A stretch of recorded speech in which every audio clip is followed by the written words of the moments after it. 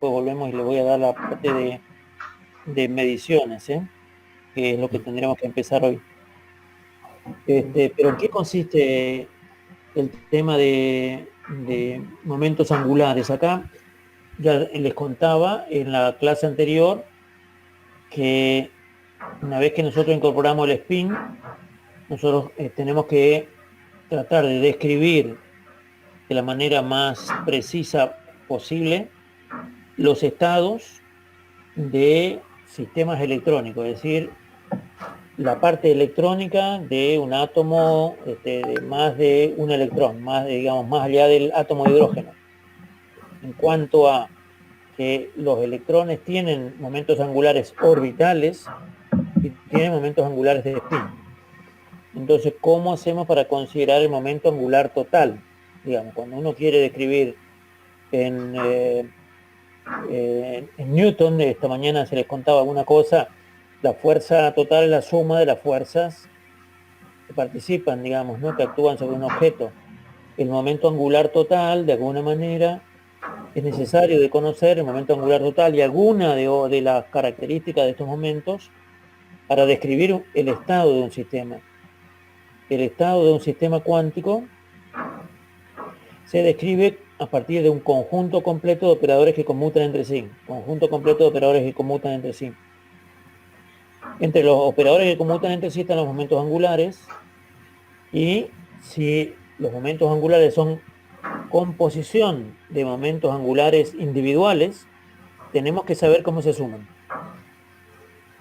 Porque uno puede sumar dos momentos angulares y tiene un momento angular, pero uno no puede restar un momento angular, dos momentos angulares, porque eso no es un momento angular. La suma de dos momentos angulares es un momento angular, la diferencia de dos momentos angulares no es un momento angular. Y la diferencia no es un momento angular porque no cumple con la regla de conmutación de los momentos angulares. La suma sí cumple con las reglas de conmutación de los momentos angulares. Bueno, entre otras cosas, ¿no? Pero quiero decir que, entonces, por ejemplo, si uno tiene un átomo de helio, en un átomo de helio tenemos dos electrones. Estos dos electrones tienen momentos angulares individuales, orbitales, pero los electrones también tienen spin. Entonces, los electrones en un átomo de helio tienen momento angular orbital y momento angular de spin. Y yo tengo que ver cómo hago para sumar esos momentos angulares para encontrar el momento angular orbital total, el momento angular de spin total, etcétera, digamos, porque si esos operadores conmutan entre sí, tendré que usarlos para describir el estado de ese sistema, que puede ser el átomo de helio. ¿De acuerdo? Por eso esa es la importancia de describir adecuadamente la suma de momentos angulares. La suma de momentos angulares. Cualesquiera sean, momentos angulares orbitales o momentos angulares de spin. En los átomos livianos, en general, para encontrar el momento angular total, se suman los momentos angulares orbitales por un lado, los de spin por otro, y eso se suman, y eso dan los momentos angulares totales.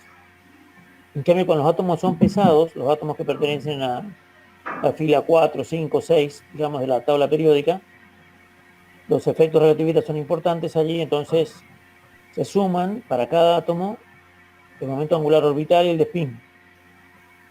Y eso, digamos, se lo computa como si fuera un J. J es L más S. Entonces para cada electrón hay un J, entonces sería J.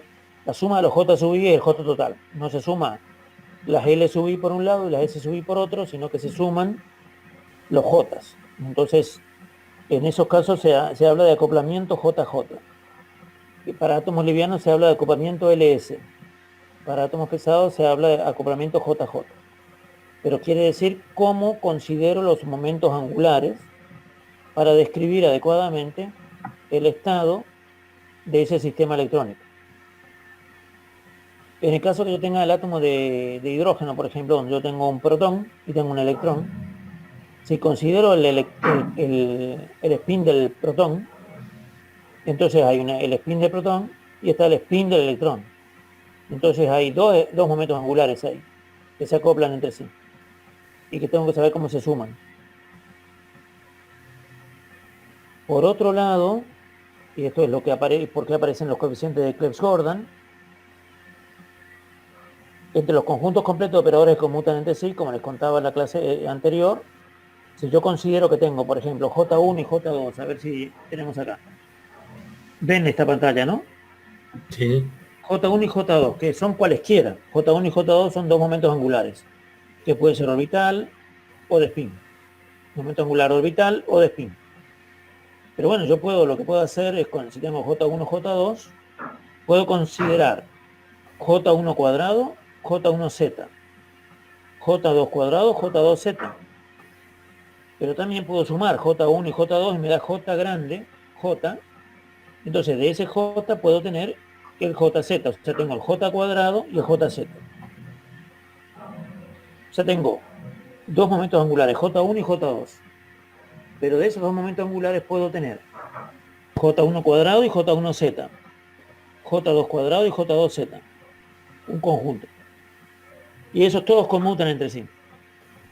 O puedo considerar otro conjunto que es la suma de J1 más J2, que me da el J, el total, y ese J total es el J cuadrado y el JZ, es el M grande, J cuadrado con números cuánticos J grande, y el JZ con número cuántico M, también son operadores que conmutan entre sí, o sea que en ese segundo caso, J1 cuadrado, J2 cuadrado, J cuadrado y JZ, todos conmutan entre sí.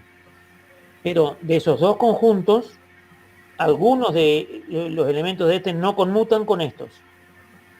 Entonces no puedo sumar esos dos conjuntos y considerar un único conjunto completo de operadores que conmutan entre sí.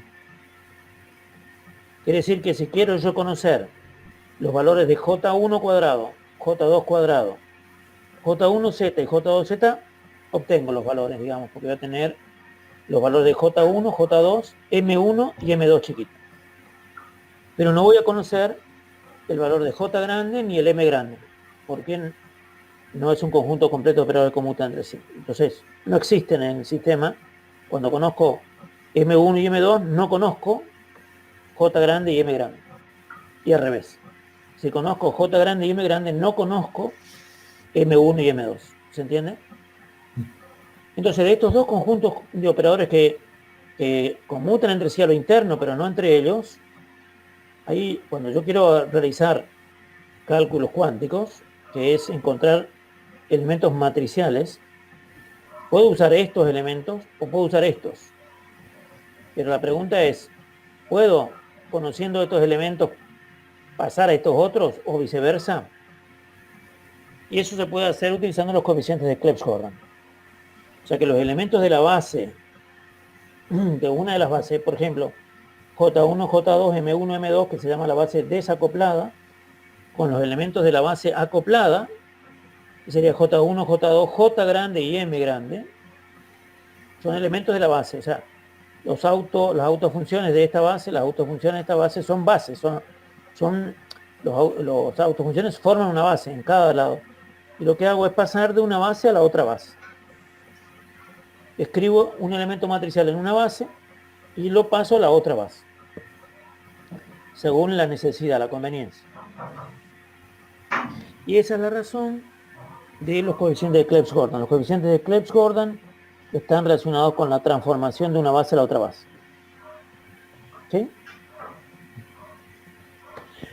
Como las bases están dadas, porque las bases corresponden a elementos, digamos, J1 y J2, que donde J1 y J2 sean spines, o J1 que fue un momento angular y el J2 el momento de spin, distintos spines, spin 1 medio, ambos, spin 1, ambos, etc. Eso está fijo, porque una vez que uno tiene un spin, un momento angular L, el L puede valer 0, 1, 2, etc. Y ya con eso el medio está fijo. Y lo mismo el spin es un medio, o spin 1, o spin 3 medio. Entonces hay tablas para pasar de una base a la otra base, porque los elementos de las bases en sí, relacionadas una y otra, están fijas, no cambian, digamos, con el sistema.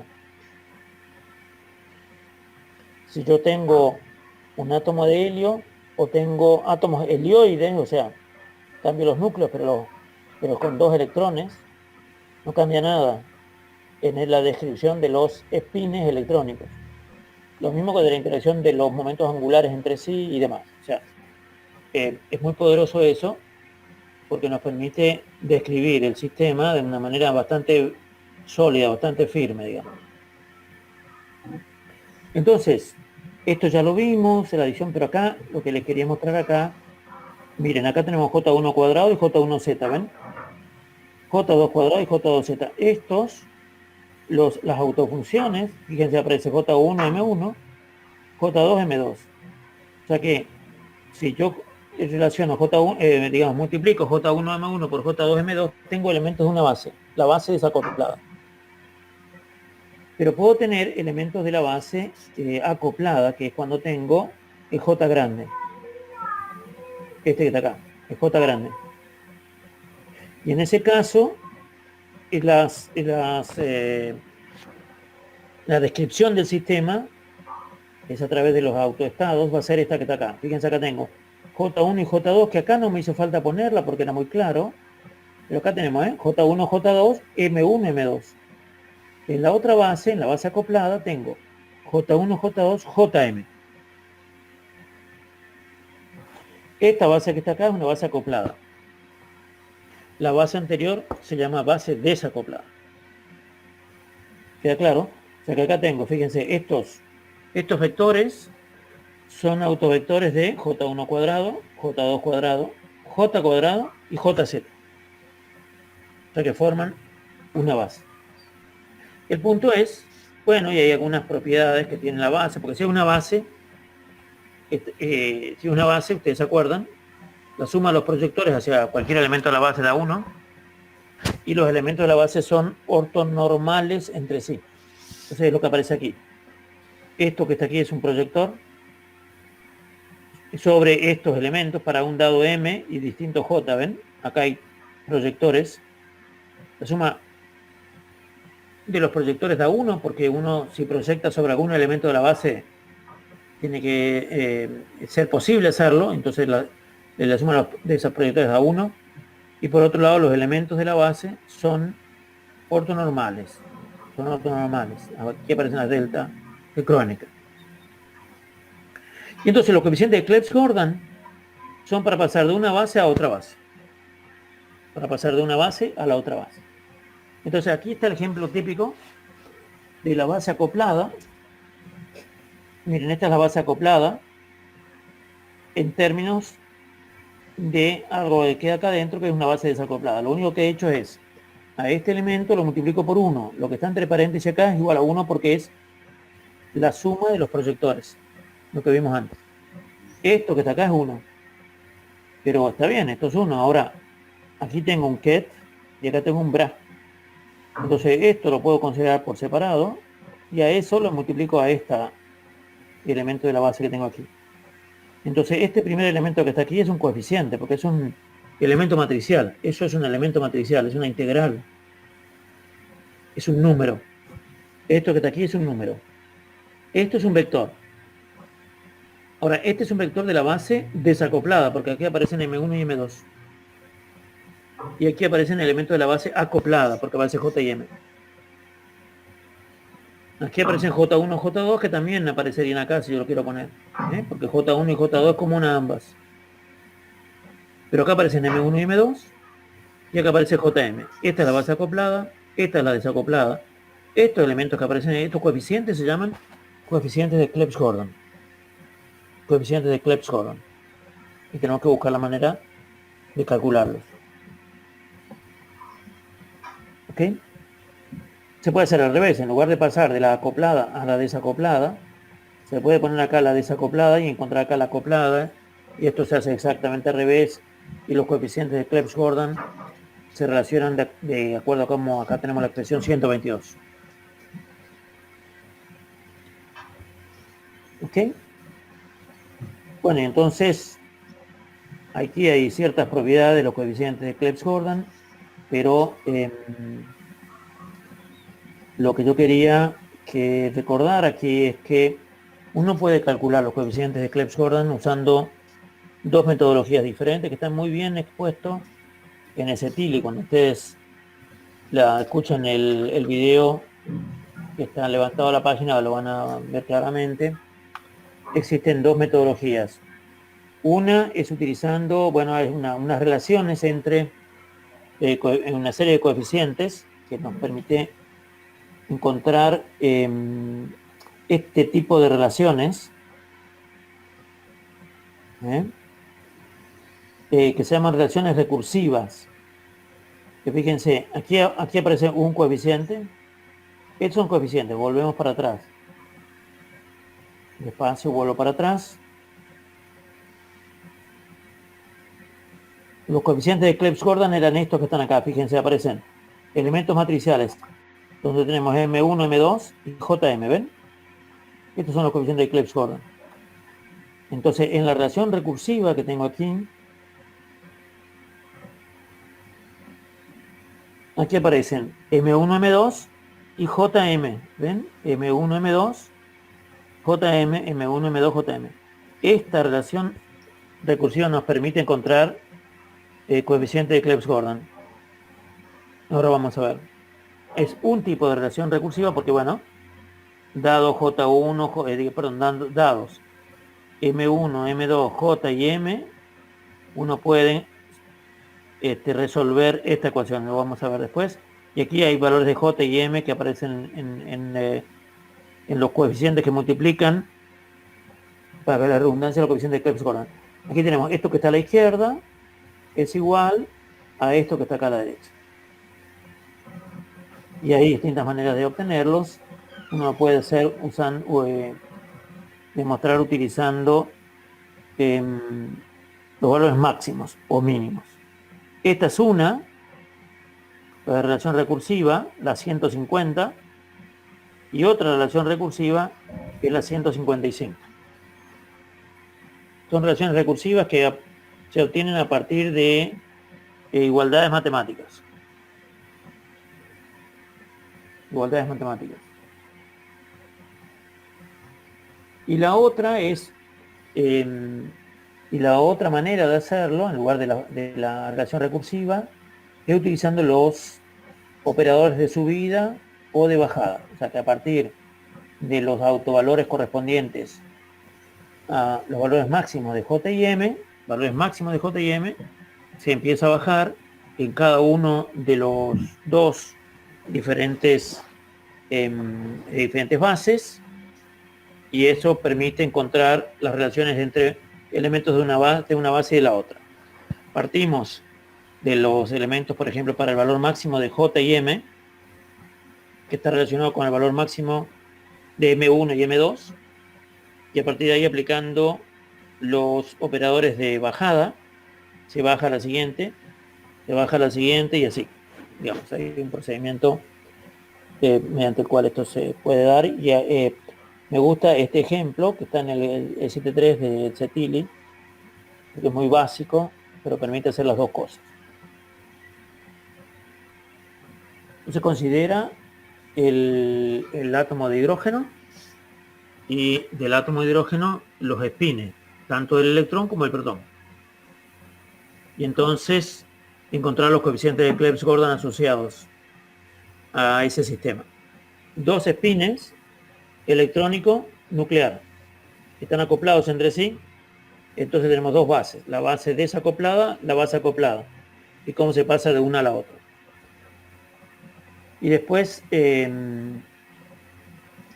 encontrar la materia de transformación que forman, digamos, que se obtiene con los coeficientes de Clebsch-Gordan.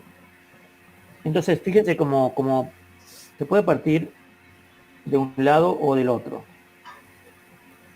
Uno puede primero, miren, aquí tenemos este es el mínimo acoplado. Este es el valor J, este es el valor M. Este es el máximo. Digamos, si tengo dos espines, a ver si está por acá. Si tengo dos espines un medio, J1 medio, J1 un medio, J2 un medio, el valor total de J es la suma, J1 más J2, y luego se va bajando de a 1, J1 más J2 menos 1, J1 más J2 menos 2, etc. hasta J1 menos J2. que son los valores posibles de la suma de J1 más J2. Pero en este caso J1 y J2 son iguales a 1/2. Entonces la suma me da 1. La diferencia me da 0, porque es 1/2 menos 1/2. Y ya no puedo seguir bajando porque me da un valor negativo. ¿No es cierto? Entonces, los únicos valores posibles en la suma de esos espines es 1 y 0. O sea que los valores de J van a ser 0 y 1. Si J es 0, la proyección de J igual a 0 es M igual a 0, no hay otra posibilidad. En cambio, si J igual a 1, las proyecciones son más menos J, ¿de acuerdo? Y bajando a 1, entonces es más menos 1 y 0. O sea que para J igual a 0, M igual a 0. Para J igual a 1, M vale menos 1, 0 y 1. Y en el caso de los espines 1/2, voy a tener simplemente M1 y M2, digamos. Entonces, M1 y M2, que son las proyecciones, pueden estar los dos para arriba, uno para arriba, el otro para abajo, al revés, y los dos para abajo. Las proyecciones M1 y M2 no pueden tener otra combinación, porque vale 1/2. Las proyecciones digamos, J1 vale 1/2, entonces M1 y M2 son más menos 1/2 cada uno. Entonces los dos para arriba, más 1/2 cada uno, las combinaciones y los dos para abajo. Entonces quiere decir, fíjense, según lo que habíamos visto antes, en la base acoplada era una combinación lineal de coeficiente de Clebsch-Gordan por la base desacoplada. A esto que habíamos visto más arriba, subo un poquito para mostrarles esto que habíamos dicho, esto que está acá. La base acoplada es la suma, fíjense, sobre M1 y M2 de los coeficientes de Clebsch-Gordan por la base desacoplada. En nuestro caso acá tenemos JM y acá tenemos M1 y M2. Este puede ser 0, 0 y después puede ser 1 y acá 1, 0 y menos 1. Pero supongan que pongo 0, 0 acá. Este 0, 0 es la combinación de todo esto que está acá. ¿Ok? O sea que cada elemento de la base acoplada es combinación de los elementos de la base desacoplada que está acá. Entonces, pero bueno, si esto vale 0 y 0, aquí no le queda otra que tener una combinación particular. Y lo mismo si acá tenemos 1 y 1. Si acá tengo 1 y 1, M1 y M2 tienen que valer más 1/2 cada uno para que sumados den el valor total de 1. Entonces acá van a ser los dos para arriba. Si acá tengo entonces 1, 1, acá van a ser los dos para arriba. Si acá tengo 1 menos 1, van a ser los dos para abajo. Y en el medio van a aparecer todas las otras que aparecen aquí.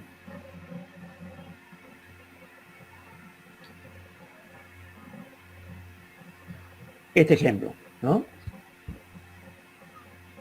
Aquí fíjense, dado JM es la suma, aquí el M1 va entre menos 1 y 1/2, el M2 entre menos 1 y el menos 1/2 y 1/2, coeficiente de Clebsch-Gordan, y acá los elementos de la base desacoplada. ¿Qué quiere decir? Que acá voy a tener, cuando los dos son menos 1/2, acá me quedan los dos menos 1/2, después este se va para arriba y me quedan menos 1/2 más 1/2, después al revés, porque este viene para acá y otra vez se suma acá, o sea que me va a quedar 1/2 menos 1/2, y cuando los dos son máximos, 1/2, 1/2. O sea que en principio acá voy a tener 4 elementos, que de esos 4 elementos puede ser que los coeficientes de Clebsch-Gordan sean 0. No necesariamente son distintos de 0. Pero los elementos de la base acoplada, combinación lineal de todos los elementos de la base desacoplada. Entonces miren lo que pasa aquí. El 0, 0, si yo hago eso que estaba más arriba, aquí va a aparecer el 0, 0 en los dos casos. Y después el M1 y M2, el M1 y el M2. Perdón. Aquí va a aparecer el 0, 0 en los dos casos, ¿no es cierto? Vamos a ver. Aquí. Si esto es 0, 0, aquí es 0, 0. Pero aquí voy a tener que tener las combinaciones. Y las combinaciones que ponga aquí son las que voy a tener aquí. Entonces M1 y M2 van a cambiar según lo que tengo aquí. Entonces un medio menos un medio, y acá va a ser un medio menos un medio, no es el mismo. Este es el coeficiente de Krebs-Gordon. Este es el vector de la base desacoplada. Y lo mismo este que está acá. Pero si M vale 0, estos dos solo pueden ser distintos signos. M1 y M2 pueden ser de distintos signos, porque si no, el M grande no es 0. Y por eso tengo estos dos coeficientes posibles. Bueno, y así en este que está acá, por ejemplo, si acá tengo 1, 1, ven, el M grande es 1, solo puedo tener un medio y un medio acá, no puedo tener otra cosa. Porque M1 más M2 me da M grande, un medio más un medio es 1, no hay otra posibilidad de combinación. O sea que acá tengo un solo, ven, acá tengo un único elemento igual a un único elemento. Habría que ver este que está acá, probablemente esto sea igual a 1. Entonces este elemento de la base acoplada es igual a este elemento de la base desacoplada. Y lo mismo pasa aquí abajo. Aquí abajo tengo 1 menos 1. Para que M sea igual a menos 1, M1 y M2 tienen que valer menos un medio, que es lo que tengo acá. Y este elemento que está acá probablemente sea 1. Bueno, usando las relaciones recursivas, no me voy a tener acá a los detalles, ustedes mírenlo en el libro, escúchenlo de nuevo también en el video, pero claramente aparecen los elementos, los coeficientes de Krebs-Gordon, fíjense, estos elementos, me aparecen distintas ecuaciones, pero aquí, de estas ecuaciones, yo voy a poder encontrar las expresiones de los distintos coeficientes. Y como les había dicho antes, en el caso donde yo tengo 1, 1 y un medio, o menos un medio y menos 1, el coeficiente es 1. El coeficiente es 1. O sea que estos coeficientes que están acá, este y este que está acá, valen 1. Utilizando la relación recursiva y alguna propiedad de los coeficientes de Krebs-Gordon.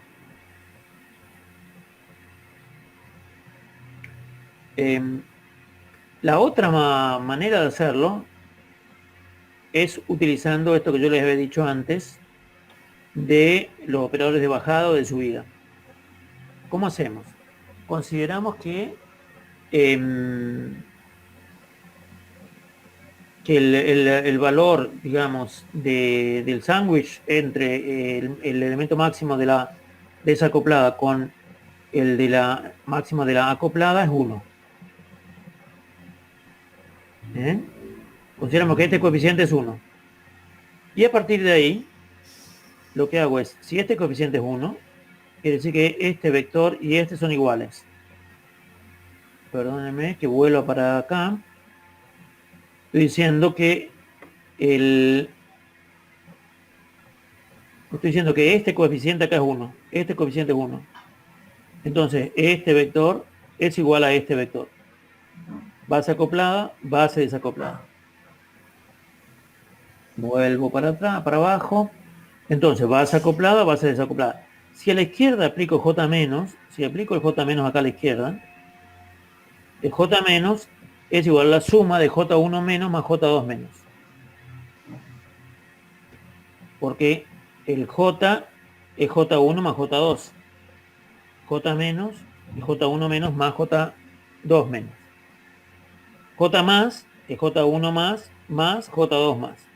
Pero bueno, entonces, la aplicación de J menos al 1, 1, sé cómo hacerla porque es un coeficiente por este bajado de 1 a 0.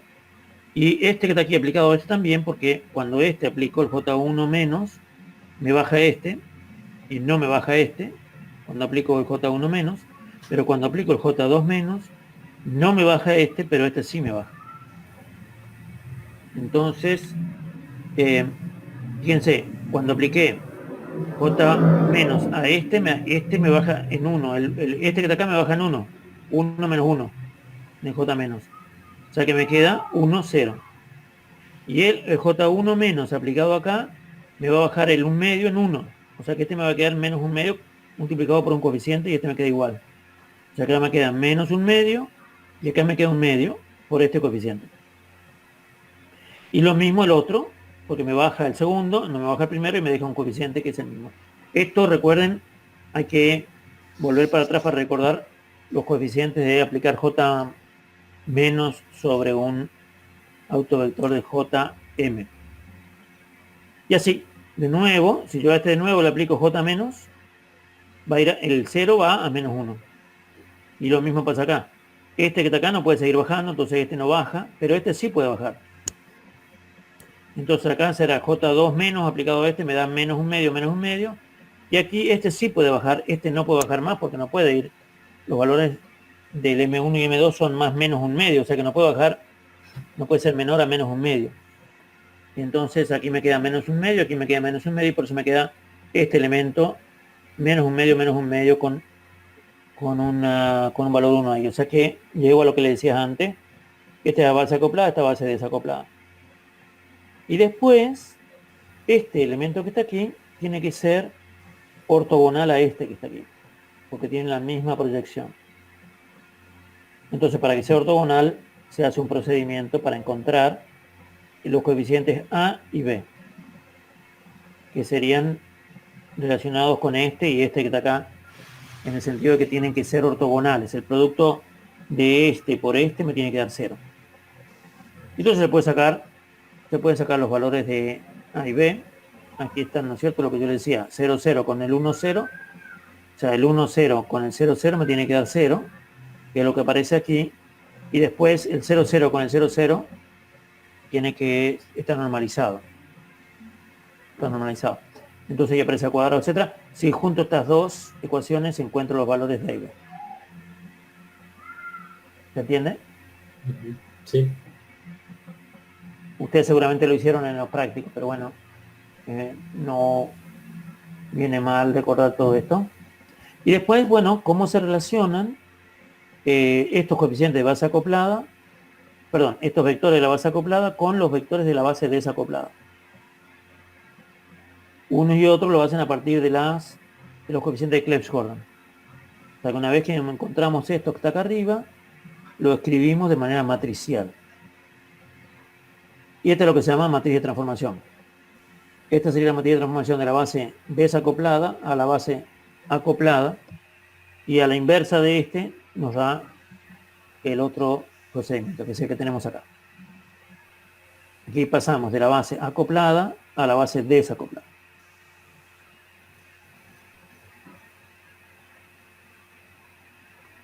Lo más fácil es el que hicimos recién, por supuesto.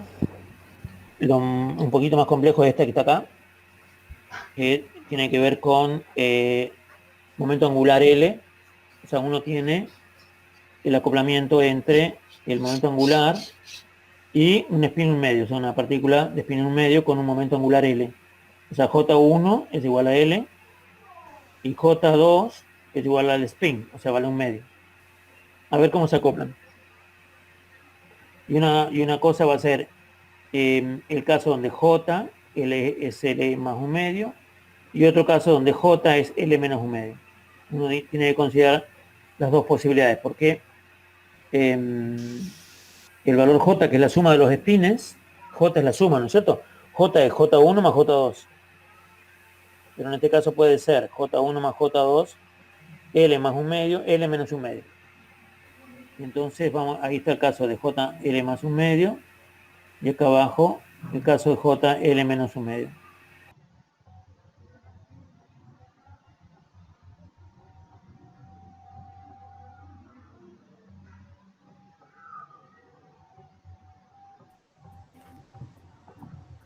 Bueno, muy bien, volvemos. Estamos. Sí. Marco Sebastián, muy bien. ¿Alguna cosa que haya quedado sobre esto que les conté recién? No, bastante claro. Encima en la práctica hicimos uno parecido así, que era de una combinación de un entero y otro de un spin. Ok, bueno, perfecto. De hecho que aquí en el que viene entonces también lo vieron seguramente, porque ahí es un spin entero, el L, ¿Están viendo mi pantalla, no? Sí, sí. Sí. Aquí se acuerdan lo que les dije recién, el L es un entero y el S es un spin, un medio. O sea, J1 es entero y J2 es spin, un medio. Y entonces aparecen los términos de este acoplamiento. O sea, este seguramente hicieron en la práctica entonces. Sí. Bueno, aquí lo que me interesa, y no sé si llegaron a hacerlo, es este tipo de funciones, que también vale la pena hacerlo. Miren, en el caso donde nosotros tenemos L más S, o sea que tenemos el J, es la combinación de un momento angular orbital y un momento angular de spin. Como estos son independientes, entonces la función de onda que describe a cada uno de estos en números cuánticos es el producto, va a ser el producto. Entonces fíjense, si uno piensa en de arriba sale, digamos, por ejemplo, este estado que es un estado en la base acoplada, este es un estado en la base acoplada. Se puede escribir, fíjense, esta es la base desacoplada, donde acá tenemos L, M, acá tenemos L y M, pero acá vamos a tener, este va a ser lo que sería J1Z y acá J2Z. Entonces, o esto sería el M1 y este sería el M2, digamos, lo mismo. M1 y M2. La combinación da el de la base acoplada. Esto aparentemente lo hicieron en la práctica. Pero acá lo que tenemos es... Esto no de las funciones, ¿no? No, claro. O sea, dieron este coeficiente. Sí. O sea que la manera, a ver, miren un poquito. Esta expresión que está aquí, ¿ven? Acá arriba. O...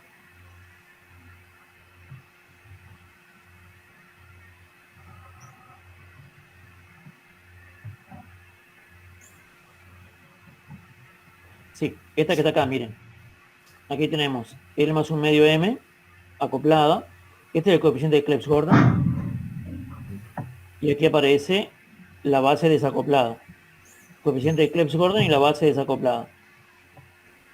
Lo que estamos haciendo ahora es separamos esta base desacoplada en dos partes, porque una está ligada al momento angular orbital y la otra al spin. Es una función de onda que tiene esos dos números cuánticos, pero son de distinta naturaleza, o sea, son independientes. El momento angular de spin es independiente del momento angular orbital. Entonces, las funciones de onda, o la función de onda completa, la que tenemos acá es el producto de dos funciones de onda, una que representa el orbital angular y la otra el orbital de spin. El momento angular orbital angular y el otro momento angular de spin. Y eso es lo que está puesto aquí. ¿Ven? Esta función en la 212, para guardarlo, la 212 es la misma que la 205. Esta es la acoplada, L más menos un medio, L más un medio M, ¿ven? L más menos un medio M, pero esta que está acá y esta que está acá están escritos de una manera diferente, aquí. Aquí hay un producto. Y la razón del producto es la que le acabo de decir. O sea que se trata de dos, o sea, esta autofunción de lo que sería L1Z o J1Z. Y esta autofunción de J2Z. Y lo mismo este y esta. Pero J1 y J2 son independientes. Por tanto, las autofunciones se escriben como producto. Por ser independientes, se escriben como producto. Entonces, esto está escrito, miren, este coeficiente que está acá es este que está acá. Es este que está acá. L menos más M más un medio sobre 2L más 1, el mismo coeficiente. Y este otro es lo mismo. Pero esto está escrito de otra manera, solamente para decirles lo que les acabo de decir. Entonces, muy bien, bueno, esto es una cosa. Y luego, esta función que está acá, va a ser escrita de esta manera. Esta función es R por Y, digamos, NL y L más M más menos un medio. L más menos un medio. Más un medio menos un medio. Es esta que está acá. Y la otra es la del spin. Esta es la parte del spin, donde este término es más menos un medio. Bueno, entonces, si lo incorporamos, escribimos esta de esta manera y esta de esta manera, con los signos que correspondan. Acá aparece RNL, esta, que es la misma para esta parte que para esta parte, porque esto depende solamente de L, ¿ven? L, L, L, o sea que puedo sacar afuera RNL. En cambio, la parte más interna, Y, L, M más menos un medio, acá tengo M más un medio, acá tengo M menos un medio, no lo puedo sacar. Entonces me queda M más un medio, M menos un medio. Esta es M menos un medio. Esta es M más un medio. Y esta que está acá es la del spin. Y esta es la del spin. ¿Ok? O sea que esta es la función de onda. Atiendan acá, esta es la función de onda de un sistema que puede ser un electrón que tiene un momento angular L y un momento angular orbital y un momento angular de spin S. Es un electrón. Un electrón, por ejemplo, en un átomo de hidrógeno. Un electrón en un átomo de hidrógeno está en el estado descrito por los números cuánticos N, L, M y M sub S. O sea, los números cuánticos son N, L, M y M sub S. O M sub L sería este. Este es el M sub L. Y entonces, bueno, muy bien. Ahora, esta que está acá, esta es de spin, la función de onda de spin, ¿se acuerdan? La podemos escribir como 1, 0 y 0, 1, porque este era de 2 por 2. El espacio era de 2 por 2. Entonces, bueno, esta que está acá corresponde a esta que está acá corresponde a esta. Si uno escribe esto, esta que está acá es 0, 1, ¿ven? O sea que va a quedar esto abajo, porque es 0, 1. Y esto va a quedar arriba, porque es 1, 0. Entonces, esta va a quedar arriba y esta va a quedar abajo. Entonces, la función de onda se escribe, cuando está descrita completamente, como un espinor, se llama un espinor, una función de onda de dos componentes. Esta es una función de onda de dos componentes. O sea que la función de onda, que es autofunción del electrón en un átomo de hidrógeno, se escribe de esta manera. Se escribe de esa manera. Primer punto. ¿Esto por qué? Aparece un espinor porque tenemos el spin. Cuando metimos el spin, entonces aparecen dos componentes. Porque es 1, 0, 0, 1. El spin puede estar spin para arriba, spin para abajo, entonces aparecen dos componentes. Esto se llama, es una función de onda de dos componentes. Muy bien. Un punto importante aquí. El otro punto es cuando uno tiene una interacción que se llama de spin-órbita. Este tipo de operador, L escalar S, es un operador que se llama de spin-órbita porque aparece spin y órbita. Spin-órbita, están acoplados, spin-órbita. Para resolver el spin-órbita, el L escalar S, aquí lo importante es el L más S da J. L más S da J. ¿Está bien? O sea que el J cuadrado va a ser L cuadrado más S cuadrado más dos veces L escalar S. El J cuadrado va a ser L cuadrado más S cuadrado más dos veces S escalar L o L escalar S. Entonces el L escalar S va a ser un medio de esta diferencia. Y si queremos conocer cómo actúa este sobre este elemento, o sea, esta es la base acoplada, fíjense, esta es la base acoplada, pero esta es la desacoplada. L y S son elementos de la base desacoplada, en el sentido de que L va a tener autofunciones, pero en la base desacoplada, y el S también. O sea que el L escalar S yo no lo puedo calcular sobre la base acoplada, porque están bien definidos en la desacoplada, pero puedo hacer lo que hago, miren aquí. L escalar S es este operador.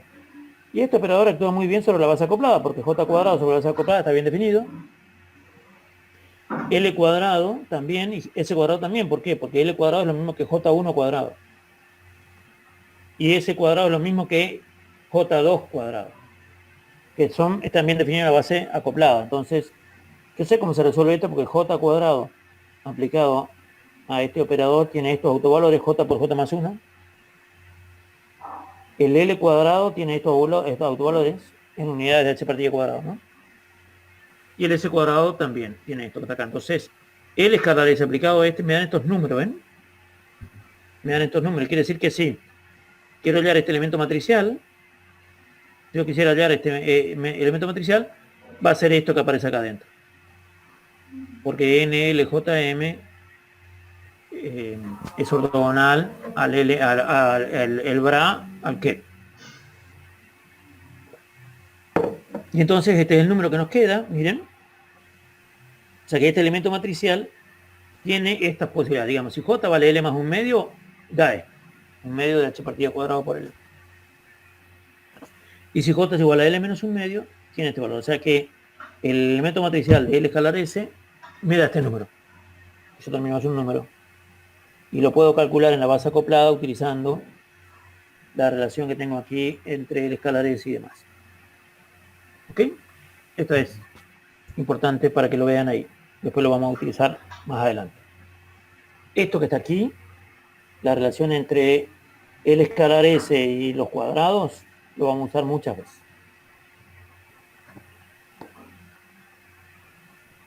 Muy bien. El paso que sigue, a ver si tengo acá. Esto está en los apuntes, digamos, ustedes lo van a poder ver. Me gustaría que después que terminemos la clase de hoy lo puedan ver en la página. Mañana más tardar, no dejen pasar mucho tiempo, para que se le fijen los conceptos. Aquí aparece un punto que para mí es muy importante y que tiene que ver con observables y medición cuántica, en la física cuántica. Es muy importante este tema. Por un lado, cuáles son los observables, algo ya lo hablamos, y por otro lado, los resultados de una medición. Los observables son aquellos elementos, magnitudes físicas que se pueden medir, pero no todos se pueden medir simultáneamente. Y por otro lado, cuáles son los resultados observables de una medición cuántica en alguna situación particular, como la que vamos a ver más adelante. Un punto que me parece importante es esto de la medición y la relación con el momento angular. Y la relación con el momento angular, que ayuda mucho, no es lo único observable, por supuesto, pero suele ser muy práctico, digamos, tomar el momento angular. Un punto a destacar es que si yo mido clásicamente un momento angular, los valores que voy a obtener en general son continuos. Es una variable continua. Los números que yo voy a obtener al medir el momento angular, como la variación normalmente es continua, los observables, o sea, los números que salen de la medición, son continuos. Sin embargo, en la cuántica, los autovalores son discretos. Y esto, en el caso de un experimento Stenger-Lach, es muy interesante. Esto lo habíamos visto cuando hablamos del spin. Pero podemos hablar de una partícula cargada que tiene un momento angular L. Si tiene un momento angular L, tiene un momento magnético dipolar. Está relacionado con el L por este coeficiente. El momento magnético dipolar relacionado con el L. Aquí no puse S, puse L. Puedo poner S también, aunque esto va a cambiar en magnitud. Pero el mu está ligado al momento angular, orbital o de spin. Si yo hago pasar esta partícula cargada en un campo que no es uniforme, el potencial era menos mu escalar B, o sea, este era el hamiltoniano de interacción, y la fuerza, ¿se acuerdan? Era menos el gradiente de U. La fuerza es menos el gradiente de U, o sea que acá me queda más. Y ese es el gradiente que tenemos acá. Y entonces el mu Esta es una constante aquí. Eso lo puedo sacar afuera y me queda mu escalar el gradiente de B. Si el gradiente de B es distinto de 0, entonces aparece una fuerza. Si el gradiente de B es distinto de 0, aparece una fuerza. Quiere decir que B tiene que ser variable para que haya una fuerza. Y es lo que hacía que en el experimento de Stenger-Lach las partículas al pasar, digamos, por el campo magnético variable, subían o bajaban, digamos, ¿no? Se desdoblaban, digamos. Y esto va a depender del valor de mu. Y si depende del valor de mu, depende del valor de L. O sea que, y si L es discreto, aparecen distintas observaciones. Entonces, podemos ver qué pasa si tomamos el caso, por ejemplo, con L igual a 1. ¿Sí? Supongamos que L es igual a 1. Por tanto, si L es igual a 1, las autofunciones van a ser, y acá estamos haciéndolo según el eje de la Z, ponemos el campo B en la dirección del eje de la Z, lo que vamos a mirar son las proyecciones según el eje de la Z del momento angular. Un minuto.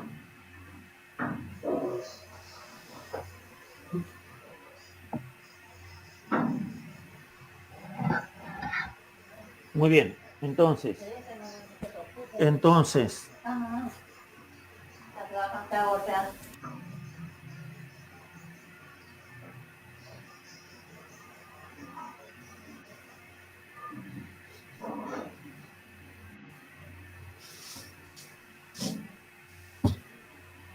muy bien. Entonces, ponemos el campo en el eje Z, y fíjense, si L es igual a 1, quiere decir que M, la proyección de L, va a ser más menos 1. O sea, los valores posibles de los autovalores de LZ es más menos 1. O sea que va a desdoblarse, en 2, en 3 en realidad, ¿no es cierto? Porque es más menos 1 y 0.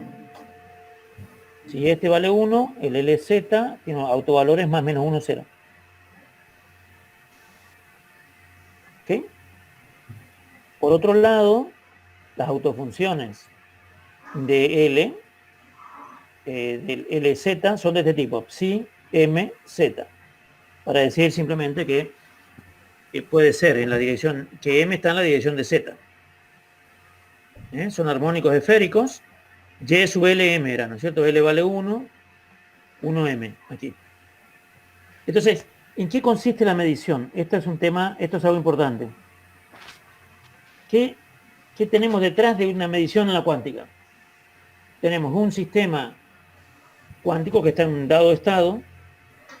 El estado está descrito por una función de onda. El sistema cuántico está en un estado. Eso quiere decir que ese estado lo puedo describir con una función de onda, con un vector, en el espacio de Hilbert. Voy a medir algo. En este caso voy a medir el momento angular, la componente z del momento angular, orbital. Entonces tengo el estado, voy a realizar una medición. Cuando mido, lo que voy a encontrar son los autovalores de la magnitud física que estoy midiendo, los autovalores. Y una vez que tengo esos autovalores, que serán estos, eso quiere decir que el sistema va a quedar en un estado que va a ser autofunción de alguno de esos autovalores. Quiere decir que si yo, al realizar la medición del LZ, encuentro que el autovalor es 1, este es 1h partida, esta es la autofunción en la que queda el sistema. El autosistema queda en este estado. No queda en este o cualquier otro, queda en este estado. O sea que una vez que realicé la medición y obtuve algún autovalor, el sistema queda en un estado que está relacionado con ese autovalor y no otro. Quiere decir que entonces, puedo yo tener un estado cualquiera, mido, si al medir me dan estos autovalores, para cada autovalor tengo una autofunción. O sea que si el autovalor es este, el sistema quedó en esta autofunción. Esta es el estado del sistema. Y este estado se describe de esta manera. ¿no? Esta es un armónico, es un Y sub LM que se escribe de esta manera. ¿Ok? Uno podría jugar con esto, porque yo puedo en cuántica ir jugando con los estados posibles de un sistema para que encontrar finalmente el sistema en algún estado particular, con certeza. Muy bien. Entonces, de aquí podríamos bloquear dos haces, porque esto que pusimos aquí, supongamos, lo hacemos pasar, supongamos que el sistema viene en un estado, medimos el LZ y bloqueamos este y este, bloqueamos. O sea que el sistema solamente pasa este que está acá, no pasa ni este ni este, que es lo que decimos acá. Supongamos que bloqueamos dos de los haces. Y luego que bloqueamos los dos haces, estos dos, pasa este solamente aquí, es autovalor 0, medimos la dirección de X,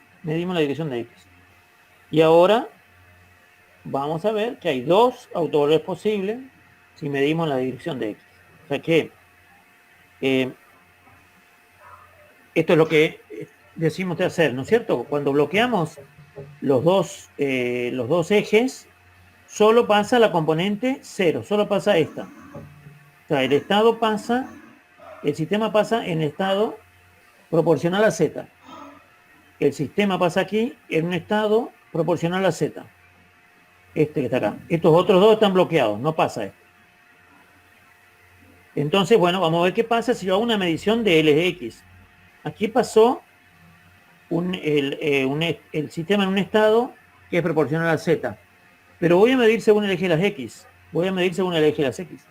Por tanto, si mido acá, el LX que voy a medir me va a producir, o me va a generar dos autovalores, y el sistema va a estar en este o en este, a posteriori, siendo autofunciones de esos autovalores, o autofunciones del X, pero en este estado. Entonces, miren lo que hago. Como estoy por medir según el eje de las X, y lo que voy a obtener son los Y, LX, estos que están acá, pero ahora en lugar del eje Z va a ser el eje X, este M va a estar sobre el eje X. ¿Está bien? Entonces, estos van a ser tipo X. Y hago una rotación cíclica, digamos. Para que esto sea X, este tiene que venir aquí, y acá me va a quedar YZ, acá me va a quedar YZ, y acá algo que tenga que ver con X. Entonces, este va a ser la autofunción correspondiente a una medición con autovalor 1, 0 y menos 1 según el eje de las X. Esto lo van a revisar después y lo van a tener más claro. Ahora, el Z este que pasó acá, este Z, y este es un truco fundamental, el ZS lo puedo descomponer, fíjense, en esta expresión y esta que está acá. Esta función es la suma de este término más este término. Quiere decir que si F0Z es proporcional a Z, esto va a ser algo multiplicado por este, más algo, un coeficiente multiplicado por este. ¿Ok? ¿Me siguen? Sí. Esto que está acá, el primer, es un coeficiente. Esta es la autofunción, ¿no?, de LX en su proyección 1. Y esta es la autofunción, esta, de LX con autovalor menos 1. Quiere decir que si pasó esta componente solamente, cuando yo mida acá, pasó la componente, voy a medir solo dos autovalores. ¿Por qué? Porque esta expresión, esta función que es Z, solo se puede descomponer en estos dos y no más. No aparece el LX igual a 0. ¿Ok? Otra cosa, miren, esta expresión Z tiene este coeficiente C más y este coeficiente C menos, solo para indicar El C más es que corresponde a la proyección más 1. Y el C menos que corresponde a la proyección menos 1. Pero ese coeficiente C más es 1 sobre I raíz de 2. La probabilidad de que, siendo esta el estado del sistema y yo mida Lx y me dé el sistema en este estado o en este, es igual al coeficiente al cuadrado. Es igual a este coeficiente al cuadrado. Entonces, este coeficiente al cuadrado vale un medio. O sea que hay 50% para este, 50% para este, si la función de onda inicial es esta que está acá. Entonces, mire lo que pasa. Si en la segunda medición el sistema entró estando en un estado escrito por esta función, cuando mido Lx, los autovalores posibles de Lx son más menos h partida y 0. Más menos h partida y 0. Si la probabilidad de que mida este valor es el 50%, es lo que saqué de acá, C más, es 0,5, 50%. La probabilidad de que mida menos 1 es 50%, y la probabilidad de que mida 0 es 0, porque acá no aparece ninguno. O sea que el coeficiente C sub 0 acá es 0. Y por eso acá aparece este 0. Entonces cuando yo hice la segunda medición, acá hice la primera, pero bloqueé este y este, y por tanto solamente pasó el estado con función de onda Z. Hago una segunda medición. Entonces acá tengo dos autovalores posibles para Lx. Más menos 1, o h partida, ¿no? El otro, este está prohibido. Y está prohibido por los que les conté acá. Aquí no aparece. Entonces es 0. ¿Y entonces qué quiere decir? Si yo en la segunda medición encuentro que el autovalor es este que está acá, este es el estado del sistema. Luego la segunda medición. Si pasa, digamos, si obtengo este valor es este. Y este que está acá está prohibido. ¿Me siguieron, no? Sí. Avanzo un poco más entonces. ¿Cuál era el truco que estuvimos siguiendo? Este PDF lo tienen ahí en el sitio, así que no hace falta que se los pase. Tengo el sistema en un estado, mido, al medir encuentro los autovalores, para cada autovalor encuentro el estado del sistema. Y después puede continuar. Esto que está acá está ligado con esto otra vez, ¿no? Después que tengo este estado, puedo medir de nuevo, encuentro el autovalor, etcétera, digamos. Esta es la dinámica de la medición en cuántica. El sistema está en un estado, mido, encuentro autovalores, dependiendo de qué autovalor sea, el sistema queda en alguno de los estados de esos autovalores y sigue hasta la siguiente medición en esos autoestados.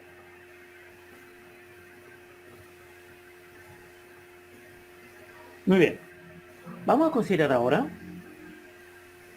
aquí yo no dije, en el primer caso, no dije en qué estado estaba aquí. Sí dije que al medir encontraba que el estado quedaba en algún autoestado de LZ. Vamos a suponer en este caso que viene ahora que el sistema se encuentra en este estado. Este es el estado inicial del sistema. Este estado inicial del sistema es este que está acá. Y ahora voy a medir Lx y después voy a medir, LZ y después Lx.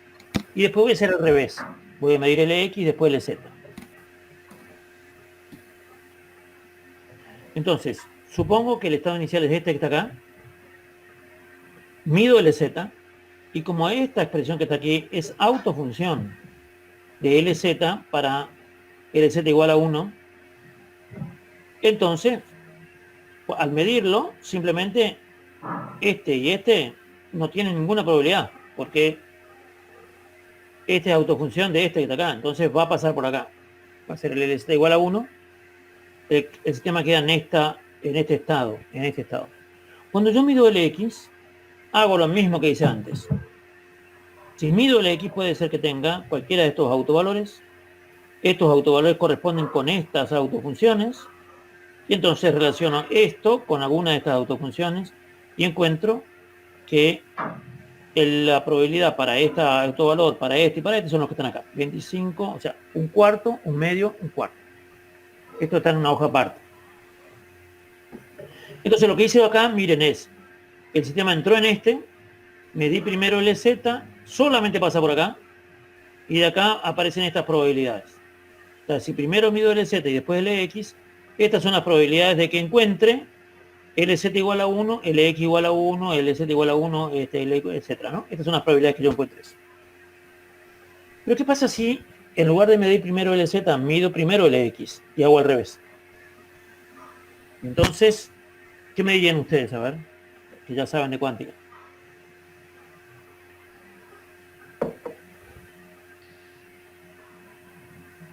El resultado no va a ser lo mismo porque LX no conmuta con LZ. No es lo mismo medir primero LZ y después LX que medir primero LX y LZ.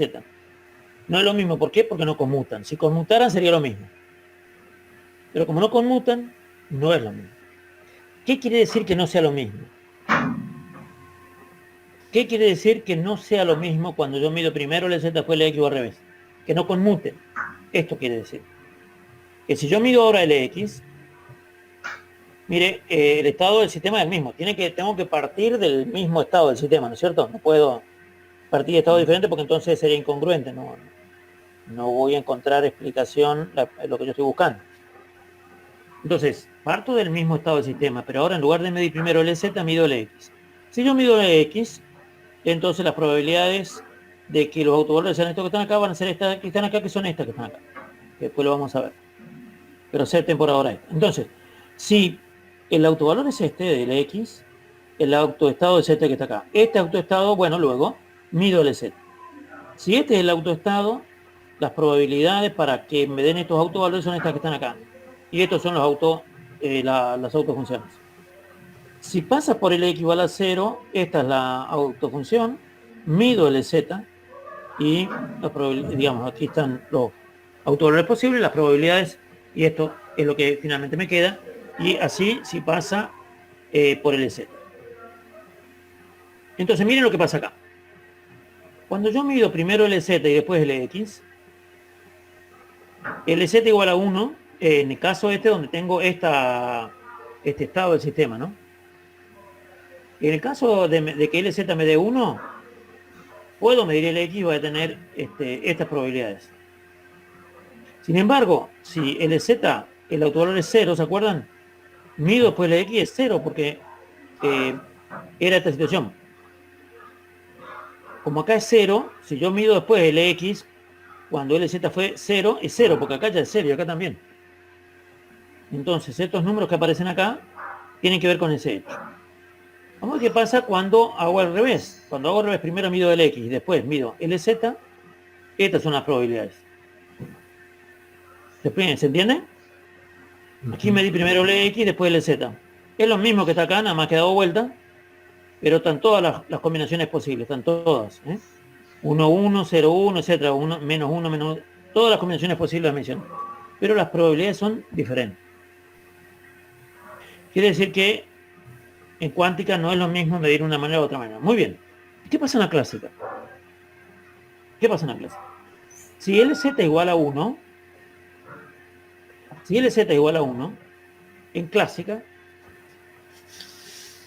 si LZ igual a 1, bueno, aquí pasó por aquí, pero si LZ igual a 1 quiere decir que tengo el spin hacia arriba, el momento angular hacia arriba, ¿no es cierto? En clásica, si después lo mido en forma perpendicular, me da 0.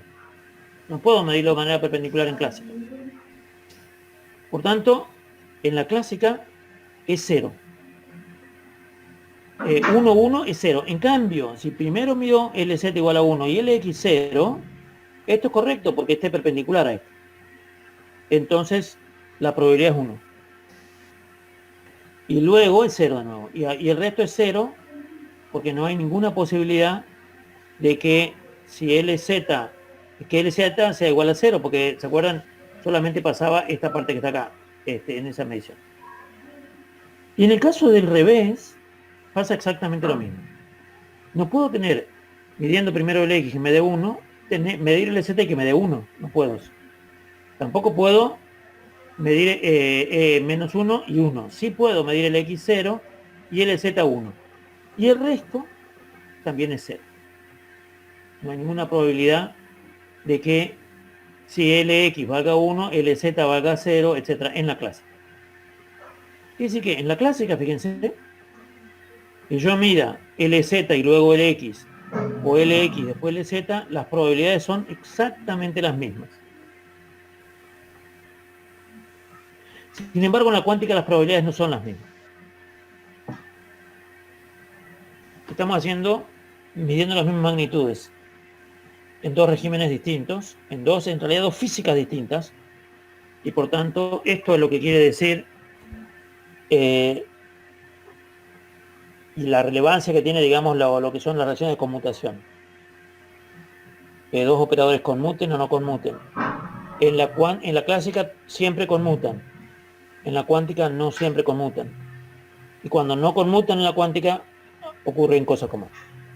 Me gusta mucho este ejemplo porque es muy cuántico. O sea, es muy gráfico para indicarles, mírenlo de nuevo, sáquenle el jugo, digamos. Y luego tenemos este otro caso, por ejemplo, la medición de los momentos. Si hacemos el mismo procedimiento, ¿qué quiere decir? Estado, medición, autovalor, estado. Entonces acá tenemos estado, medición, autovalor, estado. Y de nuevo. Primero medimos P sub X y después P sub Y. Primero medimos P sub X y después P sub Y.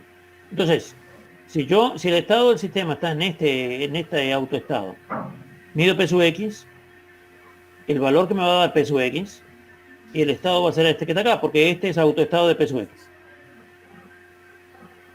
O sea que una función de onda del estilo E a la P escalar R es autofunción de P sub X. Ok, ahora el sistema está en este estado, mido ahora P sub Y, y el autovalor me va a dar P sub Y. ¿Por qué? Porque esta expresión es autovalor, es autofunción de este operador. Y entonces, este es el valor, este es un operador, este es un valor, y este es el estado. ¿Ven? El estado es el mismo que el que entró acá. Y los valores que me di, uno es Px y otro es Pi. Pero que son números, Son números, aunque puedan ser vectores, pero son números, son proyecciones de P según el eje de las X. Ahora, si en lugar de medir primero Px, después Pi, mido ahora Pi y después Px, los valores van a ser exactamente los mismos. Quiere decir que es indistinto si el sistema está en un autoestado de P, o sea, en el sentido de si el sistema está en este autoestado, le da lo mismo que mida primero Px, después Pi, o que mida Pi y después Px. Quiere decir que las dos proyecciones de P son compatibles, se pueden medir simultáneamente. Bueno, les voy a pedir que lean esto que viene del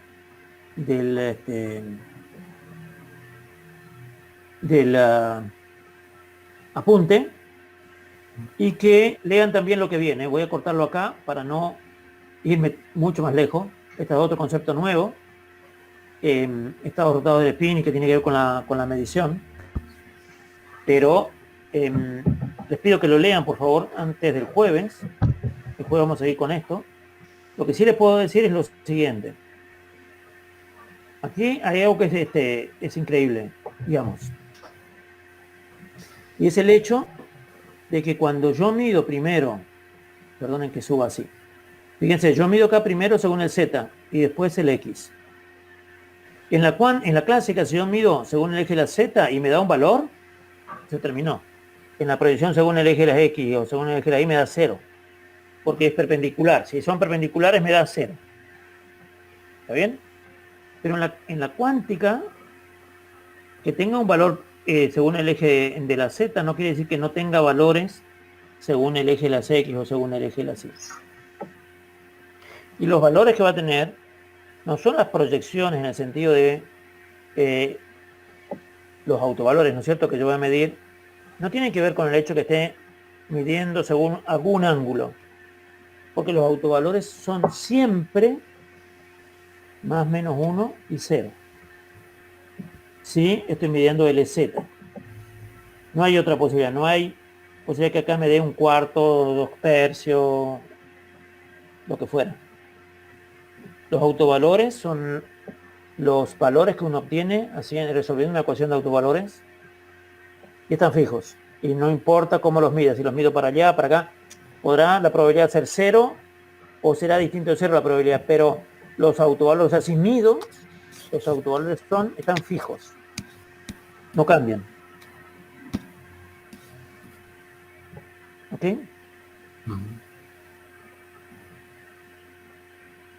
Ok. Esto es algo que parece magia, señores. La cuántica parece magia.